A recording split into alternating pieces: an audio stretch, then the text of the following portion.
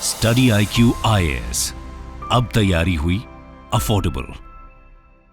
नमस्कार दोस्तों एक बार फिर से सैफ अली खान काफी ज्यादा खबरों में चल रहे हैं। जो उनके ऊपर अटैक हुआ था घर पर, हम उसके बारे में बात नहीं कर रहे हैं, बल्कि इस बार मामला कुछ यूं है कि उनके पास जो प्रॉपर्टी है, मतलब उन्होंने जो इनहेरिट की थी भोपाल में, मैं आपको बता दूं करीब 15,000 crore, can you imagine, 15,000 crore property के वो वारिस हैं। लेकिन हुआ क्या है कि भारत सरकार ने उन प्रॉपर्टीज को एनिमी प्रॉपर्टी डिक्लेयर कर दिया है, और जिसकी वजह से बताया जा रहा है कि वो इन प्रॉपर्टीज को लूज कर सकते हैं। आप देख सकते हो खबर, Saif Ali Khan inherited 15,000 crore Bhopal properties at risk of government seizure. तो ये पूरा मामला है क्या, ये एनिमी प्रॉपर्टी क्या होता है, और जो सैफ अली खान को ये प्रॉपर्टीज मिली वो कैसे मिली, क्या हुआ, वो सब कुछ मैं आपको डिटेल से बताऊंगा। चलिए आगे बढ़ते हैं, लेकिन उससे पहले आप सबको ये भी बता दूं कि इस समय रिपब्लिक डे सेल चल रहा है स्टडी IQ पर। कोई भी कोर्स बैच आप लेते हो, चाहे 2026-27 के लिए हमारा प्रतिज्ञा बैच हो गया, जिसके अंदर प्रीलिम्स मेंस इंटरव्यू की पूरी तैयारी कराई जाती है। और ध्यान रखिएगा, इसमें अगर आप सिर्फ प्रीलिम्स भी क्रैक कर लेते हैं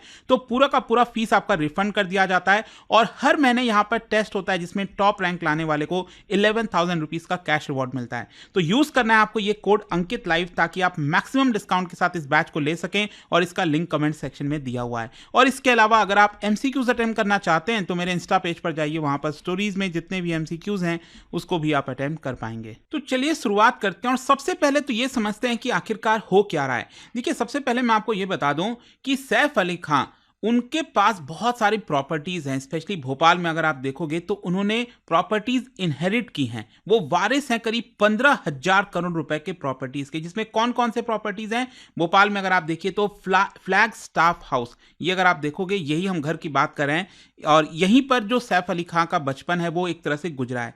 फिर इसके अलावा यहाँ पर जो लग्जरी होटल है भोपाल में, नूर उस सभा पैलेस, इसके अलावा Dar us Islam bungalow of Habibi, Ahmadabad palace, Kohefiza property, ये सारे प्रॉपर्टीज भोपाल में हैं, और इनकी वर्थ करीब 15,000 करोड़ रुपए बताई जा रही है।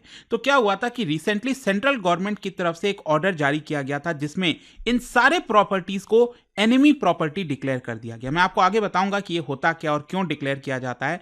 और इसी की वजह से बताया जा रहा था कि सैफ अली खान ये 15,000 करोड़ रुपए की प्रॉपर्टी जो है वो लूज कर सकते हैं। और इसी को देखते हुए काफी समय से मामला एक्चुअली मध्य प्रदेश के हाई कोर्ट में चल रहा है। तो रिसेंटली हुआ क्या था कि मध्य प्रदेश हाई कोर्ट ने सैफ अली खान को यह बोला कि आप अपीलिएट अथॉरिटी के पास चले जाइए इसको अपील करने के लिए। मतलब सरकार का जो ऑर्डर है आप उसको अपील कर सकते हो, लेकिन एक प्रॉपर अपीलिएट अथॉरिटी के पास। वैसे मैं आपको बता दूं, सैफ अली खान ने ये जो एक प्रकार से मामला है उसको 2015 से ही कोर्ट में चैलेंज कर रखा है। और पिछले साल दिसंबर 13 को, अभी मतलब साल क्या, पिछले महीने की बात है, 13 दिसंबर को गवर्नमेंट ने ही यहां पर मध्य प्रदेश हाई कोर्ट को यह बोला कि हमने एक अपीलिएट अथॉरिटी बना दी है, ताकि अगर किसी को भी एक प्रकार से हमारा जो निर्णय है उसको चैलेंज करना है तो उस अपीलिएट अथॉरिटी के पास जा सकता है। और इसी को देखते हुए जस्टिस विवेक अग्रवाल ने 13 दिसंबर को ही यहां पर यह बोल दिया था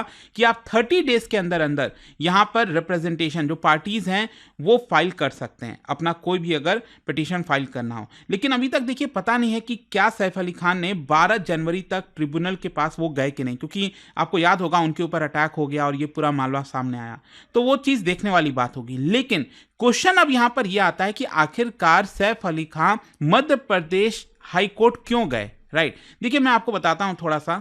1947 में अगर आपको पता हो, अगर आपने हिस्ट्री थोड़ा सा पढ़ा होगा, तो भोपाल प्रिंसली स्टेट हुआ करता था, जो आज के समय में मध्य प्रदेश और एक काफी बड़ा, one of the largest princely state आप कह सकते हो। और उसको उस समय रूल किया जाता था बाई नवाब हमीदुल्ला खान के द्वारा।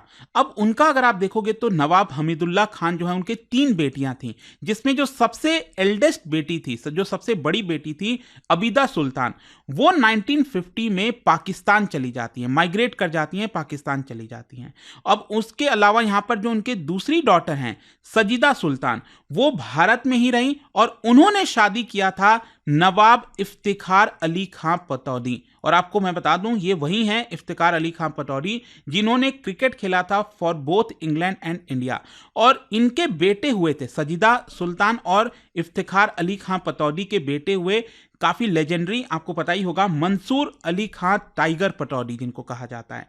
और यहां पर जो टाइगर पटौदी के बेटे हैं सैफ अली खां, तो आई होप कि आपको समझ में आ रहा होगा कि जो सजीदा सुल्तान है, और सजीदा सुल्तान कौन है, नवाब हमीदुल्ला खां की ही बेटी हैं। तो सजीदा सुल्तान के ग्रैंड सन है एक प्रकार से सैफ अली खां, और इसी की वजह से उनके पास नवाब की जो प्रॉपर्टी है वो यहां पर उनको मिली थी। तो इसलिए आपको कई सारे उनकी जो प्रॉपर्टीज हैं भोपाल में वो देखने को मिलती हैं। लेकिन अब देखिए प्रॉब्लम क्या हुआ है, यहां पर जो सजीदा सुल्तान थी वो तो भारत में ही थी, लेकिन उनकी जो एल्डेस्ट सिस्टर है ना अबीदा सुल्तान, वो एक्चुअली पाकिस्तान माइग्रेट कर गई थी। और इसी की वजह से यहां पर सरकार को यह लगा कि क्योंकि वो माइग्रेट कर गई हैं, पाकिस्तान चली गई हैं, इसलिए हम उनके प्रॉपर्टी को एनिमी प्रॉपर्टी डिक्लेयर कर सकते हैं। और आप देख सकते हो 2014 में यहां पर जो custodian of enemy property department है, उन्होंने पतौदी फैमिली की जो प्रॉपर्टीज हैं भोपाल में उसको एनिमी प्रॉपर्टी डिक्लेयर कर दिया, और सैफ अली खान ने इसी को चैलेंज किया कोर्ट के अंदर। तो आई होप आप समझ पा रहे होंगे कि आखिरकार सैफ अली खान मध्य प्रदेश हाई कोर्ट 2015 में क्यों गए। और उसके अलावा 2016 में भी सरकार ने एक ऑर्डिनेंस जारी किया और यह भी कहा कि इस तरह की जो प्रॉपर्टीज होती हैं जहां पर कोई भी पर्सन दूसरे मतलब देश चाहे पाकिस्तान या चाइना चला जाता है, तो उनके जो वारिस होते हैं प्रॉपर्टीज के, उनका हक नहीं रहता प्रॉपर्टी पर, वो बेसिकली सरकार के पास आता है। तो अब क्वेश्चन यहां पर यही आता है कि आखिरकार ये एनिमी प्रॉपर्टी है क्या। देखो क्या है ना, एनिमी प्रॉपर्टी की जब हम बात करते हैं, पहले तो एक चीज ध्यान रखिएगा, इसमें मूवेबल और इमूवेबल, मतलब कहने का मतलब है जैसे मान लीजिए यहां पर अगर हम बात करें अबिदा सुल्तान की, जो सबसे बड़ी बेटी थी नवाब की, तो वो एक्चुअली पाकिस्तान चली गई। अब मान लीजिए उनके पास कोई सोना चांदी वगैरह होगा, तब वो शायद लेके चली गई होंगी, लेकिन जो जमीन है क्या वो ले जा पाएंगी, नहीं ले जा पाएंगी, तो वो इमूवेबल प्रॉपर्टी हो गई। तो जितनी भी मूवेबल प्रॉपर्टी या फिर इमूवेबल प्रॉपर्टी, जो इंडिविजुअल्स माइग्रेट कर जा रहे हैं एनिमी नेशन, तो भारत ने बेसिकली चाइना और पाकिस्तान को एनिमी नेशन डिक्लेयर कर रखा है, क्योंकि हमारा उनसे जंग भी हुआ है, चाहे वो चाइना हो या फिर पाकिस्तान के साथ, तो कई वॉर हुए हैं, हम सबको पता है।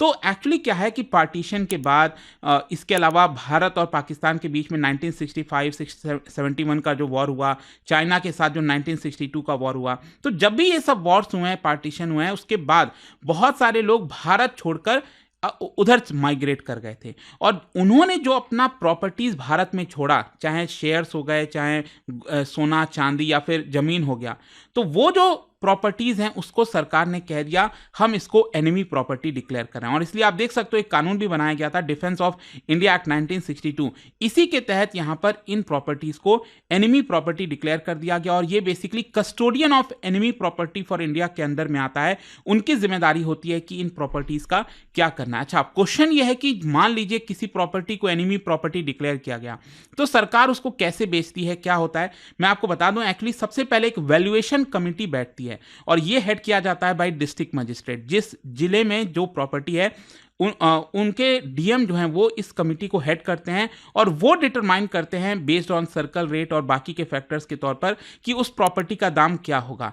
फिर क्या होता है कि यहाँ पर जो एनिमी प्रॉपर्टी डिस्पोजल कमिटी है, जिसके अंदर सीनियर गवर्नमेंट के ऑफिशियल्स होते हैं, वो रेकमेंड करते हैं कि आखिरकार उस प्रॉपर्टी को बेचना है, ट्रांसफर करना है, या फिर सरकार के पास में ही रखना है ताकि उसे कुछ बेनिफिट हो सके। और मान लीजिए सरकार यहाँ पर तय करती है कि हमें उसको बेचना है, तो फाइनली उसकी बिडिंग होती है, ऑक्शनिंग होती है, और जो हाईएस्ट बिडर होता है उसको ये प्रॉपर्टी दे दी जाती है और सरकार के पास पैसे आ जाते हैं। लेकिन क्वेश्चन यहां पर असली ये आता है कि जो भी उस प्रॉपर्टी का वारिस है, क्या वो उस प्रॉपर्टी को क्लेम कर सकता है। देखो यहां पर जो एक एनिमी प्रॉपर्टी एक्ट लाया गया था 1968 में, उसमें साफ साफ कहा गया है that the custodian of enemy property with no room for inheritance और ट्रांसफर, यहां पर कोई भी वारिश हो, कोई भी पर्सन हो, उसके पास वो प्रॉपर्टी ट्रांसफर नहीं हो सकती, और ये डायरेक्टली सिर्फ सेंट्रल गवर्नमेंट के अंडर में ही रहेगा।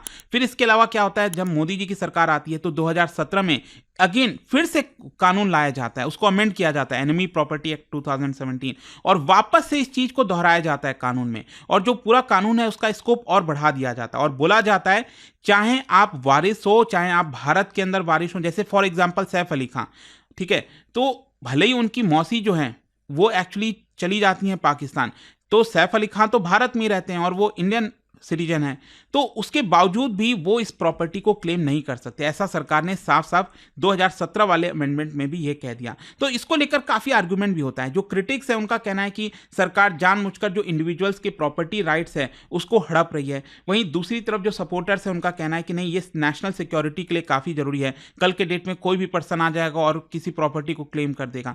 तो इसको लेकर काफ़ी हद तक विवाद होता रहता है। वैसे अगर हम बात करें कि भारत में इस समय इस तरह के कितने प्रॉपर्टीज़ हैं, मैं आपको बता दूं 2018 में मिनिस्टर के द्वारा, यूनियन मिनिस्टर के द्वारा यहाँ पर जो आंकड़ा दिया गया था उसमें बताया गया कि 9,200 एनिमी प्रॉपर्टीज ऐसी हैं जहां पर लोग भारत से माइग्रेट करके पाकिस्तान चले गए थे, ठीक है, और 126 प्रॉपर्टीज ऐसी हैं जो चाइना चले गए थे, चाइनीज नेशनल्स बन गए थे।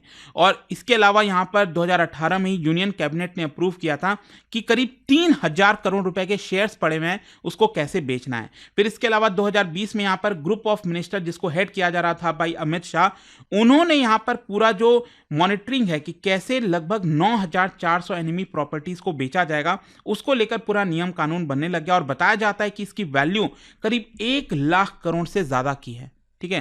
तो आई होप कि आपको समझ में आ रहा होगा कितने प्रॉपर्टीज हैं, लेकिन कहीं ना कहीं आप समझ सकते हैं कि जो सैफ अली खां की प्रॉपर्टी है भोपाल में, वो अब ऑलमोस्ट लूज करने वाले हैं। देखते हैं इसको लेकर क्या होता है, बट आई होप कि जो खबर चल रही थी 1-2 दिन से इनके बारे में, वो आपको अच्छे से समझ में आ गया होगा, ठीक है। और जाने से पहले एक इंटरेस्टिंग क्वेश्चन, रिसेंटली स्वामित्व स्कीम काफी न्यूज में चल रहा था अगेन, इससे रिलेटेड 2 स्टेटमेंट दिया हुआ है, आपको बताना है कौन सा करेक्ट है। और इसका जो राइट आंसर है आप सबको पता है, मेरे इंस्टाग्राम पर तो मिलेगा ही, वहां पर अगर आप नहीं, कोई बात नहीं, टेलीग्राम से ले सकते हैं इसका सही उत्तर। मैं कई सारे जो एमसीक्यूज हैं वो यहाँ पर स्टोरीज में डालता रहता हूँ। अगर आपको पीडीएफ है तो टेलीग्राम पर आइए, अलग अलग सोशल मीडिया पर आप जुड़ पाओगे। और जैसा मैंने आपको बताया, अगर आप यूपीएससी की तैयारी कर रहे हैं, कोई भी बैच चाहते हैं, you can just use this code Ankit live to get maximum discount. And I hope कि वीडियो आपको पसंद आया होगा। मिलता हूं आपसे next time, till then thank you very much, see you soon. हर रात को नींद में भी यूपीएससी प्रीलिम्स के टॉपिक्स घूम रहे हैं। 6,000 प्लस पेजेस, 100 प्लस बुक्स, कहां से शुरू करें कहां खत्म। मैं समझता हूं आपकी स्ट्रगल को, क्योंकि मैंने खुद फेस की है। इसलिए मैंने निकाले हैं वो 100 टॉपिक्स जो यूपीएससी को सबसे ज्यादा पसंद हैं, टॉपिक्स जो बार बार रिपीट होते हैं, टॉपिक्स जो रैंक डिसाइड करते हैं। 11 बजे से सिर्फ लक्ष्य पर 10 वीडियोस, 100 गेम चेंजिंग टॉपिक्स, एक क्लियर स्ट्रैटेजी, क्योंकि सिलेक्शन का पहला स्टेप है smart preparation. Join me Ankit Agarwal on study IQ's Lakshya, India's biggest UPSC learning marathon, starting from January 27th, 11 AM.